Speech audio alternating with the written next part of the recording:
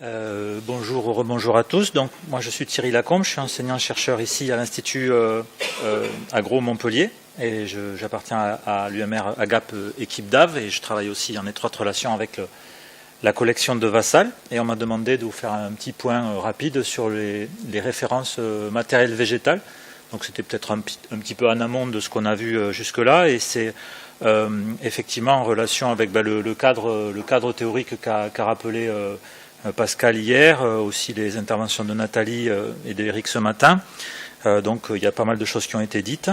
J'en ai peut-être quelques petites répétitions.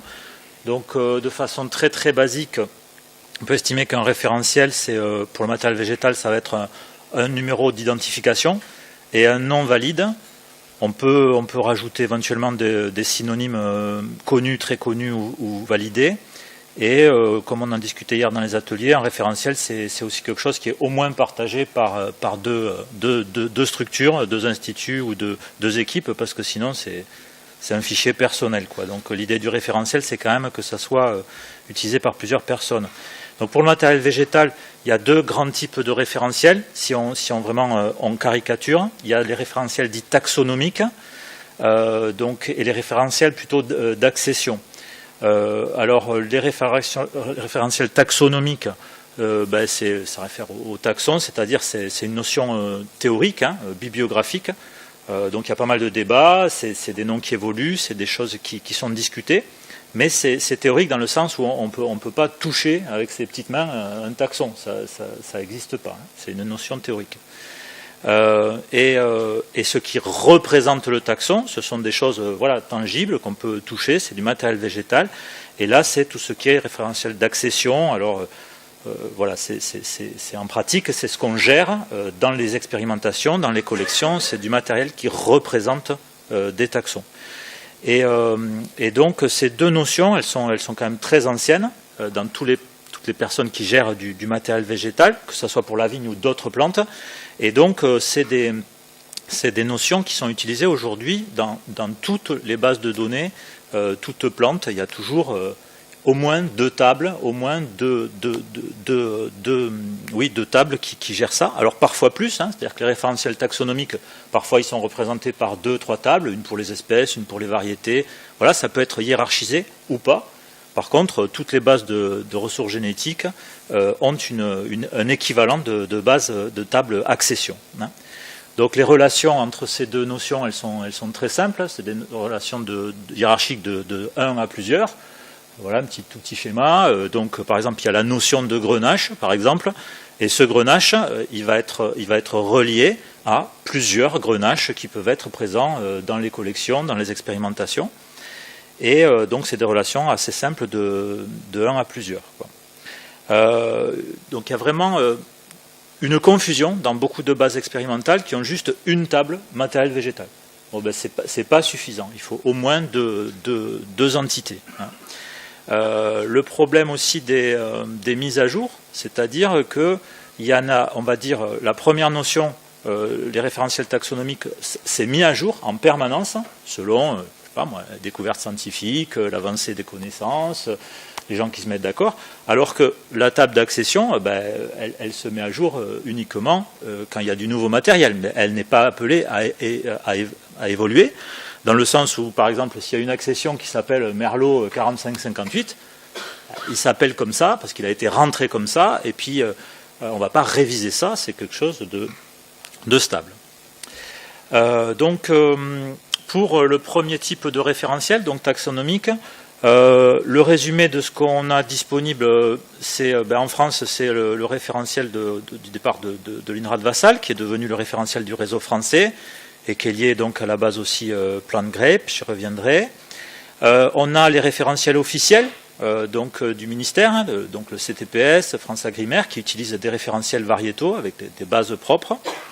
Et on a aussi, par exemple, pour l'IFV, des bases internes, donc qui sont par définition pas des référentiels dans le sens où ils ne sont pas forcément partagés, mais qui ont eux-mêmes, donc il y a des entreprises et des instituts qui ont eux-mêmes leur code, leur codification. À l'étranger, vous connaissez sans doute la VIVC, Vitis International Variety Catalog, qui est vraiment la référence internationale, incontestable. et donc est très souvent utilisé dans les publications. Il y a aussi d'autres outils qui sont moins connus. C'est la base de l'UPOV. Donc l'UPOV, c'est l'Union pour la protection des obtentions végétales. Donc c'est international, mais ça ne concerne que le matériel commercial. Il y a aussi l'équivalent européen, le CEPOV ou OCVV. Et à l'étranger, on peut citer, oui, la Green Taxonomy des États-Unis, qui a été reprise dans le consortium GBIF et qui fait pas mal de choses, mais surtout au niveau des espèces, finalement. Donc, j'ai essayé de faire ce tableau, en me cassant un petit peu la tête, pour que ça soit le plus simple possible. Donc, c'est un résumé de qu'est-ce qui est disponible et à quoi on peut l'utiliser, et pourquoi on utilise aujourd'hui en France, on va voir plutôt le référentiel BioWeb. Au niveau des espèces sauvages, c'est vrai que le VIVC n'est pas excellent. Le BioWeb qu'on gère, ça nous convient, on le fait évoluer selon les besoins, mais ce n'est pas quand même un référentiel qui est carrossé pour ça au départ. Rien au niveau officiel, CEPOV, UPOV et France Agrimaire, CTPS, ministère, plan de GREP, donc il n'y a pas. Et a priori, moi je considérais, même s'il y a des défauts, que c'est le référentiel américain qui est repris par le GBIF qui est le meilleur. Mais nous, dans nos expérimentations, c'est très en amont, donc on ne l'utilise pas beaucoup. Pour les variétés officiellement inscrites et protégées, en France ou dans les pays, là on a pléthore de choses qui sont très correctes. Bien sûr le VIVC, ce qu'on gère nous en France, c'est complètement exhaustif. Bien sûr les bases CEPOV, UPOV qui ont été créées pour ça, au niveau européen ou au niveau mondial. Et le CTPS gère pour la France, avec donc les numéros qui sont utilisés par France Agrimaire et qu'on utilise aussi, les références de plan de GREP. Et il y a aussi un obscur registre européen compilé, mais qui est inutilisable parce qu'il n'y a pas d'identifiant. Voilà. Et puis c'est juste une compilation de catalogue, c'est inutilisable. C'est dommage parce que ça pourrait être une très belle référence européenne. Là où il a commencé à avoir des problèmes, et c'est ce qu'on a à gérer tous les jours, c'est effectivement tout ce qui n'est pas inscrit officiellement, qui n'a pas un statut légal en France ou en Europe, et la ligne dessous, les variétés ou les populations expérimentales. C'est là où effectivement, oui, le VIVC, s'il y a une petite publication, le recense très bien. Nous, en France, on suit en fonction des besoins, il n'y a pas de problème. Par contre, on n'a rien d'autre au niveau officiel, puisque par définition, ce n'est pas inscrit, donc on ne peut pas se raccrocher à un numéro administratif.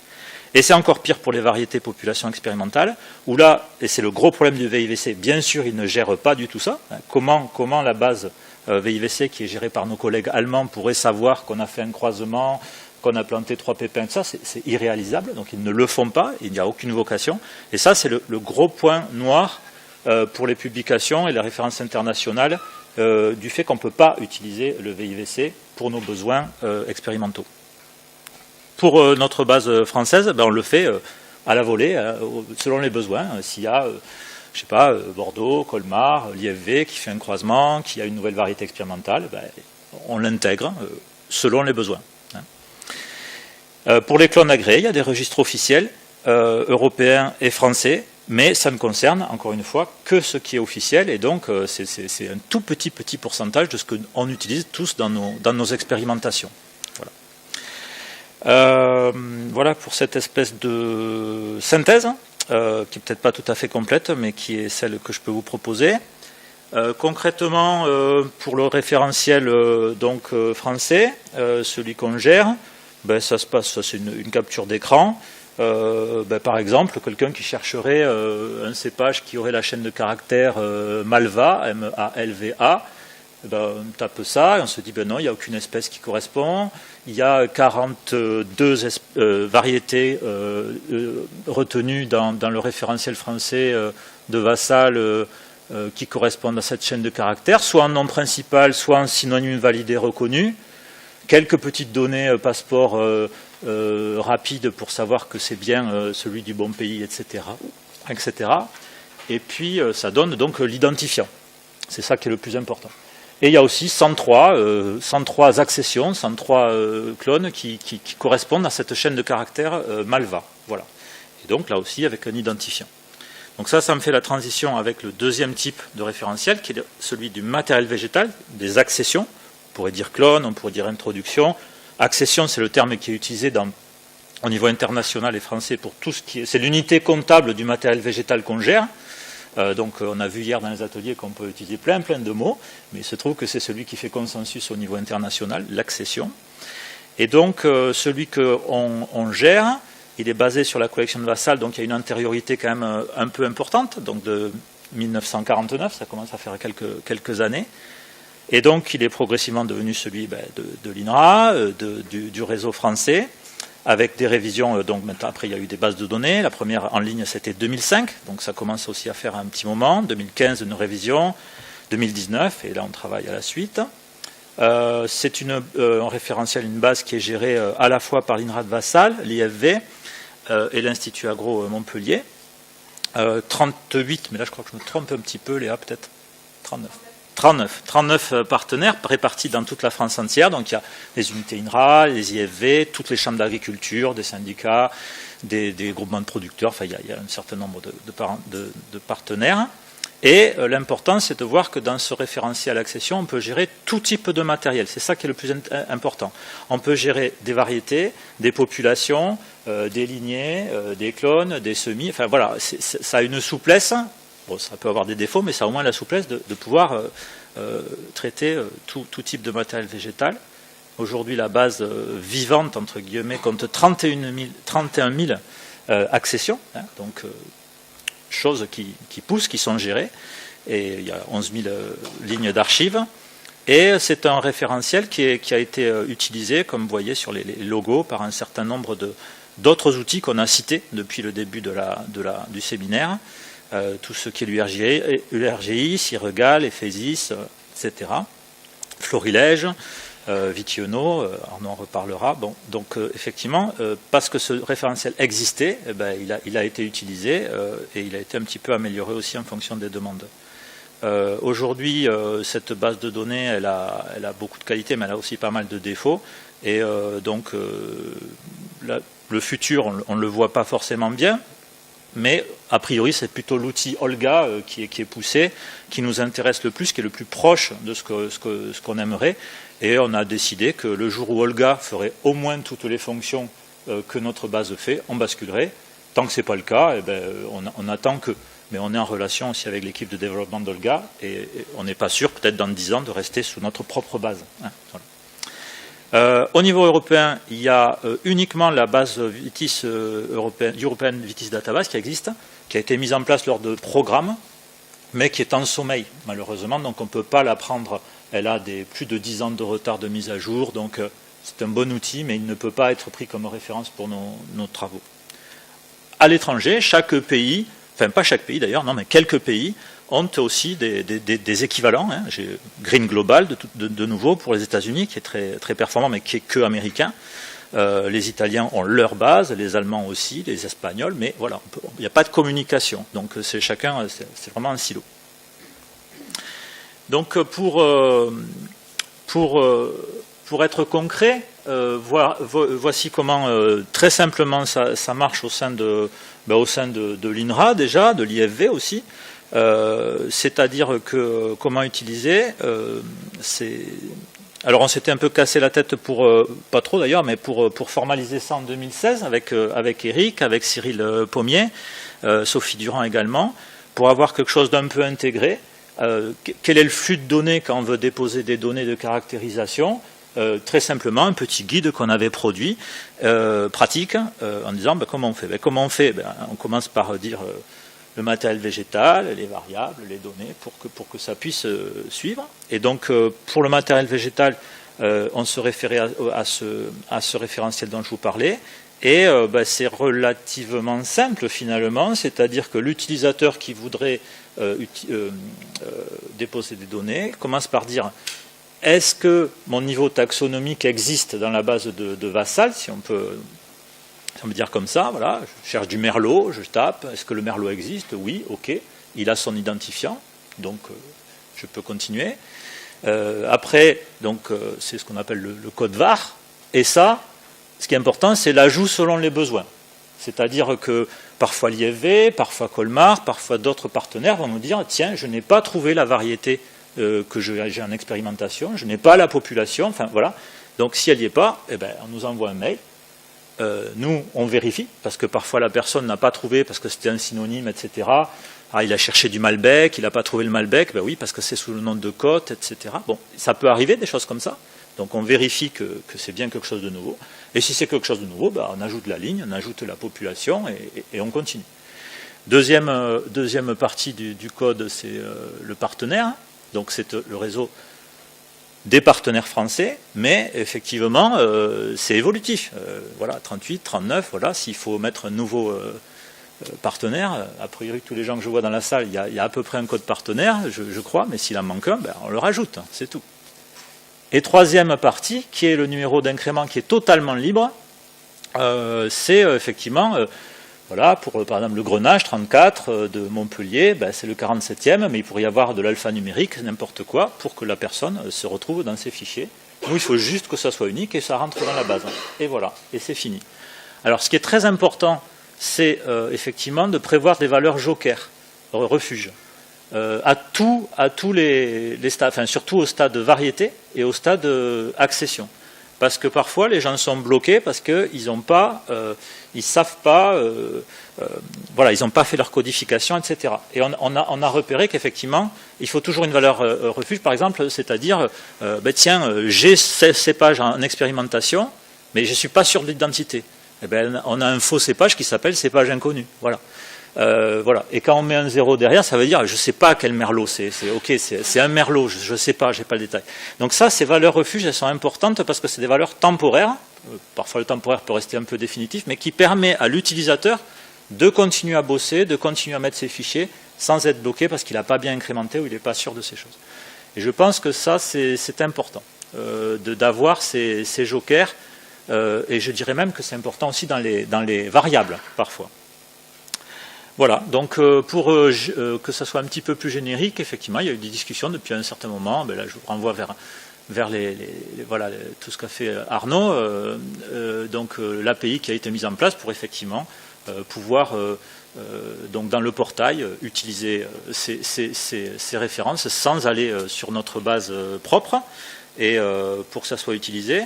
Je dirais que c'est comme ce qu'a dit Eric à peu près tout à l'heure, c'est-à-dire que nous on a strictement rien à vendre. C'est-à-dire qu'il y a quelque chose, si les gens veulent l'utiliser, ils l'utilisent. S'ils veulent voilà, aider à évoluer, ben, nous on évolue. Mais en fait, on n'a rien à vendre. C'est juste que ça existe. Voilà. Mais si quelqu'un veut aller sur un autre référentiel, nous, ça nous pose strictement aucun problème. Hein, voilà. J'avais mis, mais je l'ai laissé du coup, parce que je voulais insister sur ce que disait Nathalie hier, sur le fait que les porte-greffes, c'est un peu particulier. Il y a 2 identifiants, mais bon, elle l'a déjà très bien dit, mais j'ai décidé de le laisser dans la diapo, parce que c'est quand même quelque chose d'un peu important en viticulture.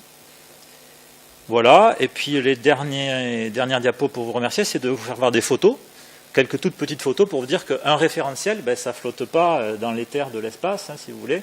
Pour chaque ligne, ben, il y a de la biblio, il y a des observations, il y a des profils génétiques, il y a plein de choses pour assurer qu'on est sur des références et qu'on n'a pas de doublons en permanence, ou alors qu'on est au courant de l'actualité scientifique pour être persuadé que... Et effectivement, ce qu'on appelle, avec l'anglicisme, la curation des bases de données, ben, c'est pas que des fichiers, voilà, j'insiste là-dessus, c'est pas que des fichiers informatiques. Derrière, il y a parfois, sur 2 lignes, un boulot incroyable pour être sûr que on a le bon nom de cépage, le bon identifiant, et qu'on ne se trompe pas. Voilà. Voilà. Exemple avec une conversation qu'on a eue avec Christophe Sereno il y a 2-3 jours.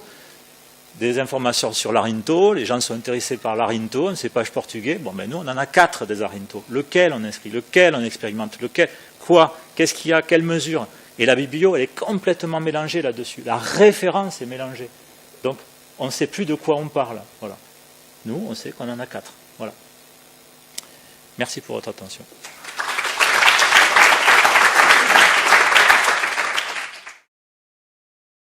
Pour le moment, ce serait, enfin, on en a discuté avec Thierry, ce serait mis à jour à peu près 2 fois par an pour le moment. Mais dans l'idée, ce serait d'aller vers justement une automatisation de la mise à jour. Et je rappelle que la base de BioWeb, en fait, c'est vraiment la référence. Le centre de ressources, elle pointe vers cette référence et elle donne des identifiants pour savoir que justement ça existe.